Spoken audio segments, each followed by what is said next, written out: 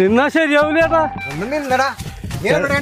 ചേട്ടാ നിന്നാ ശരിയാവൂല. ഞാൻ വീട് വരെ പോയിട്ട് വരട്ടെ. കാര്യം പറഞ്ഞോ ചേട്ടാ, ഞാൻ കാര്യം പറയാൻ നിന്നാലേ ബ്ലക്ക് വിലകേടാവും. നിനക്ക് വയറുവേദന.